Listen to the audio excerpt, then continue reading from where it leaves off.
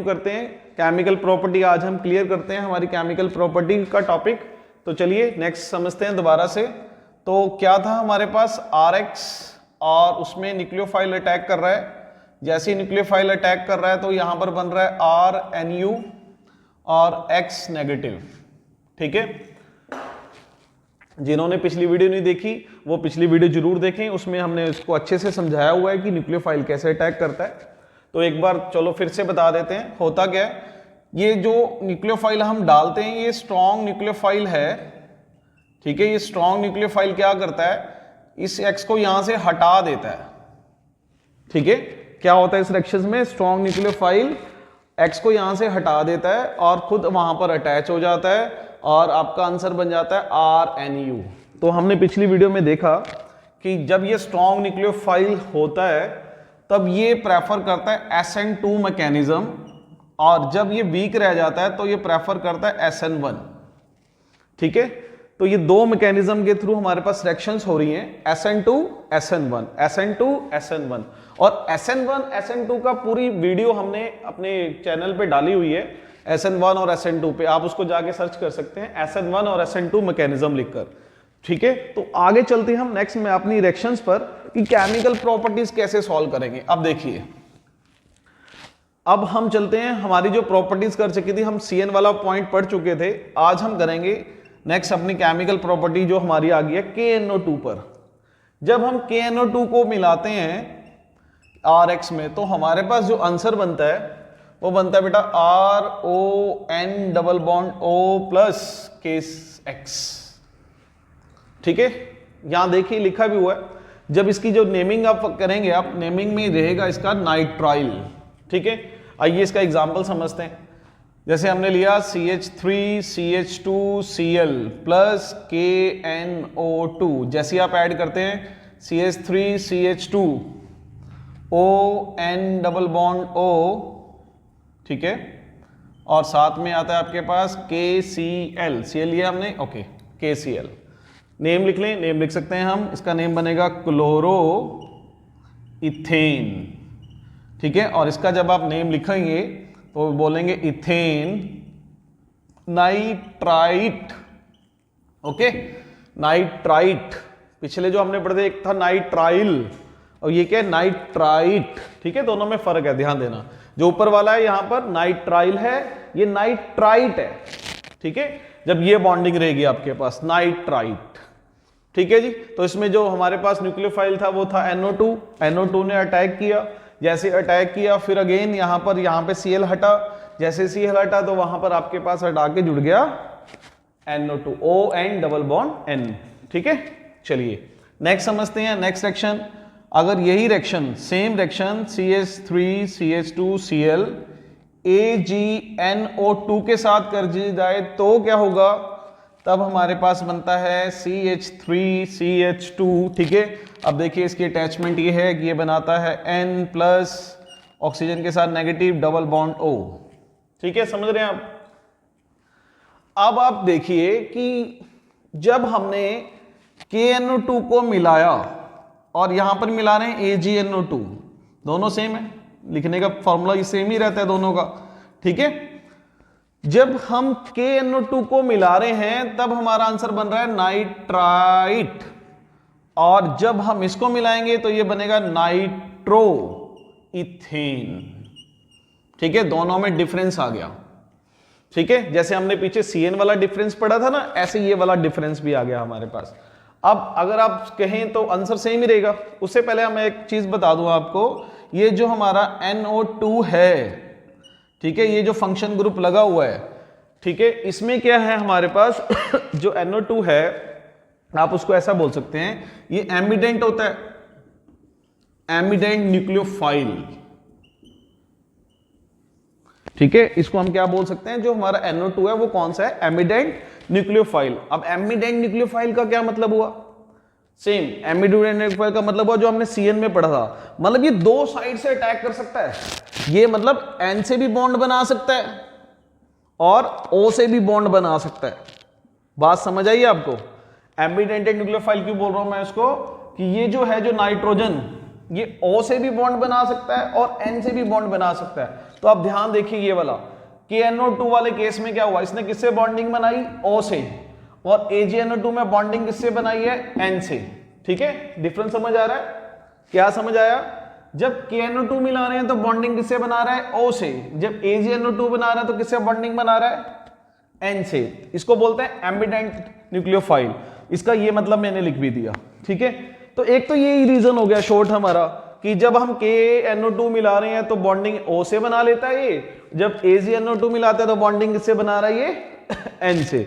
तो इसकी वजह से जब ये O से बॉन्डिंग बनाएगा तब इसको बोलेंगे नाइट्राइट, जब ये बॉन्डिंग किससे बनाएगा आपके पास, N से बनाएगा तो उसको क्या बोल देंगे, नाइट्रो ग्रुप्स। ठीक है, एक रीजन तो यही है हमारे पास। दूसरा रीजन वही जो हमने पीछे पढ़ा, जब भी हम सिल्वर वाली केस बात करते हैं, सिल्वर, ये सिल्वर ज्यादातर कौन सी नेचर की बॉन्डिंग रखती है, कोवलेंट, इसकी वजह से भी ऐसा होता है। ठीक है, पिछली वीडियो में हमने अच्छे से समझा इसको।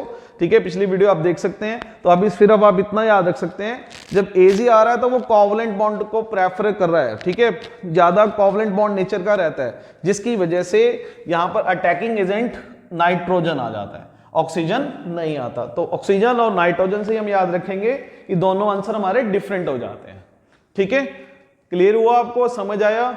ठीक है, क्या रखना है, जब O से अटैक होगा बॉन्डिंग बन रही होगी तो नाइट्राइल, जब नाइट्रोजन से बन रही होगी तो नाइट्रो ग्रुप्स। ठीक है जी, क्लियर? चलिए नेक्स्ट चलते हैं, इसको नोट कर लीजिए आप। नेक्स्ट सेक्शन आती है हमारे पास केमिकल प्रॉपर्टीज में केमिकल प्रॉपर्टी आ गई हमारे पास। नेक्स्ट एक और न्यूक्लियोफाइल होता है हमारे पास, ठीक है, RX, अगर हम इसमें मिला दें जी RONA, ठीक है, इस वाले पर आ गया, इसमें मिला दें तो इसमें स्ट्रॉन्ग न्यूक्लियोफाइल हमारा RO नेगेटिव है। यहां पर NaX रिएक्शंस की बात करें तो ROR बनता है जी, और NaX बाहर हो जाता है। ठीक है, रिएक्शन सिंपल है, जितने रिएक्शन हम करके आ चुके हैं वैसे ही सेम चल रही है। और इसका एग्जांपल ले लें, CH3 CH2 Br प्लस, यहां पर आप R' लगा लीजिए, CH3ONa, तो रिएक्शन इज CH3 CH2, ठीक है, बीच में आ गया O, ठीक है, और ये Na और Br बाहर हो गए। ओके, यहां पे लग गया CH3 साथ में और NaBr बाहर हो गया। Okay, clear? तो नेम लिख ले, हाँ जी, नेम लिख लेते हैं। नेम इसमें O आ गया तो O ऑक्सी ग्रुप होता है, छोटे छोटे वाले के साथ ऑक्सी, हाँ जी, छोटे वाले के साथ लगाना है ऑक्सी, बाकी को लिखना है एल्केन। छोटे के साथ ऑक्सी, बड़े के, जो बड़े कार्बन यानी लार्ज चेन वाली कार्बन होगी उसके साथ क्या लगाना है, एल्कीन, ऑक्सी, ठीक है, ऑक्सी एल्कीन, ऑक्सी एल्कीन, ठीक है, मिथॉक्सी, ये बन गया इथेन। तो ये है हमारे पास न्यूक्लियोफाइल। ठीक है, अच्छा, इसमें अगर हम जैसे पिछली रिएक्शन में बात कर रहे थे कि जो ये RO नेगेटिव होता है ना, ये भी स्ट्रॉन्ग होता है, स्ट्रॉन्ग न्यूक्लियोफाइल। ठीक है, तो ये भी कौन सी रिएक्शंस को, मैकेनिज्म को फॉलो करेगा, SN2। ठीक है, SN2 को फॉलो करेगा। जब SN2 फॉलो करेगा तो हमें एक और बात याद आ जाती है, SN2 के साथ कहां से अटैक करेगा, बैक साइड से। ठीक है जी, और हाँ जी, हाँ जी बोलिए, और एग्जाम्पल कौन सा बेस्ट होगा, 1 डिग्री 3 डिग्री, 1 डिग्री 3 डिग्री, तो बेस्ट कौन सा एग्जाम्पल होगा जी, 1 डिग्री। ठीक है, तो ये रिएक्शन थी हमारी RONA के साथ। और आगे जब आप पढ़ेंगे ना तो ये एक ईथर बन गया, इसको ईथर ग्रुप बोलते हैं हम, ठीक है, ऑक्सी। तो ये विलियमसन रिएक्शंस के नाम से भी आएगी हमारे पास, विलियमसन रिएक्शंस। ठीक है, तो ऑर्गेनिक है, बीच बीच में हमें लिखना पड़ेगा। ठीक है, कौन कौन सा आपको याद भी रखना पड़ेगा। जब ये ईथर बनती है तो ये विलियमसन रिएक्शंस, ठीक है, के नेम से भी रिएक्शन है हमारे पास आगे ऑर्गेनिक में। चलिए, ठीक है जी, नेक्स्ट आता है हमारे पास हमारा नेक्स्ट फार्मूला। हाँ जी, नेक्स्ट फार्मूला रहता है NH3। अब हम NH3 के साथ रिएक्शंस करते हैं। देखिए अब NH3 के साथ रिएक्शन कैसे होगी। ठीक है, तो NH3 के साथ रिएक्शन कैसे करेंगे, चलो देखते हैं NH3 क्या करने वाला है। अब NH3 क्या करेगा भैया, चलो देखें, RX मिला दिया NH3। अब NH3 आ रहा है रिएक्शन करने RX के साथ। ठीक है, तो RX के साथ जैसे NH3 रिएक्शन करने आ रहा है, NH3 में न्यूक्लियोफाइल कौन है भैया, NH2। ठीक है, तो RnH2 प्लस HX बाहर हो गया। आप इसका एग्जाम्पल ले लें, एग्जाम्पल बनता है CH3X की जगह लगा लिया Cl, NH3, CH3NH2 और HCl। ठीक है जी, क्लियर? नेम लिख लें। Okay, name is methane nitrile तो हो गया हमारे पास, मिथेन एमाइन। ये कौन सा ग्रुप हो गया हमारे पास? Amine, methenamine. ठीक है जी, क्लियर? ये हमारी होगी केमिकल प्रॉपर्टी। अच्छा, इसमें थोड़ा ना एक चीज और, इस रिएक्शन में एक और भी कर सकते हैं हम। क्या कर सकते हैं? ये जो N है ना, N के पास ना लॉन पेयर होते हैं, लॉन पेयर। तो ये रिएक्शन करने के लिए तैयार बैठा है, सब मान लीजिए कि N के बाद जब तक लॉन पेयर है रिएक्शन करता चला जाएगा, तैयार बैठा है ये। तो क्या होगा अगर हम इसमें CH3NH2 में दोबारा से CH3Cl ऐड कर दें, तो फिर से क्या हो जाएगा? CH3NH CH3 और HCl फिर से बाहर हो जाएगा।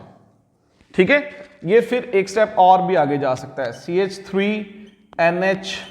ठीक है, इसमें अगर हम एक और ऐड कर दें CH3NCH3, ठीक है, साथ में HCl। क्लियर? अच्छा, एक चीज और, एक और भी कर सकता है। अगर हम इसमें फिर से मिला दें CH3Cl, तब ये क्या करेगा? CH3NCH3CH3, ठीक है, और जगह तो कोई है नहीं, H निकलने के लिए तो कोई है नहीं, तो साल्ट बना लेगा, साथ में क्या बन जाएगा? Cl negative. ठीक है जी, क्लियर? ऐसा क्यों हो रहा है कि नाइट्रोजन के पास ना लोन पेयर है, वो लोन पेयर ना तैयार बैठे हैं रिएक्शंस करने के लिए। जैसे ही बहुत सारे मॉलिक्यूल उसके पास आते जाएंगे वो रिएक्शन करता चला जाएगा। ठीक है, तो ऐसे ही करता जा रहा है ये रिएक्शंस। तो आपने देखा कि पहले जुड़ा, फिर एक H4 हटा, फिर 2 मॉलिक्यूल्स हो गए, फिर 3 मॉलिक्यूल्स हो गए। ठीक है, तो लास्ट में ये ऐसे बन गया। अच्छा, लास्ट वाले को क्या है? जो लास्ट बन गया हमारे पास, इसको हम बोल सकते हैं क्वाटर्नरी। ये साल्ट बन गई, ये जो फॉर्मेशन है ये साल्ट है।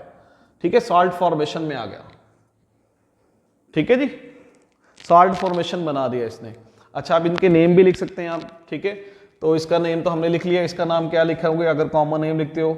Di methyl amine. ठीक है, इसको क्या बोलते हैं? ट्राई आ जाएगा, 3 हो गए, ट्राई मिथाइल एमाइन। ठीक है, ये क्वार्टरली साल्ट बन गया।